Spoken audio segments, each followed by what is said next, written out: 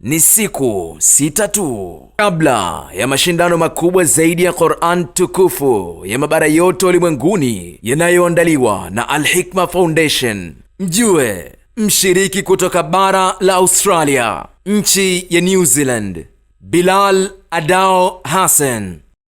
Qur'an ni ncha kwa ncha, bega kwa bega, mkono kwa mkono, mguu kwa mguu, hadi kwa Mkapa. Mashindano haya yapo chini ya udhamini mkuu wa benki ya PBZ Ikhlas.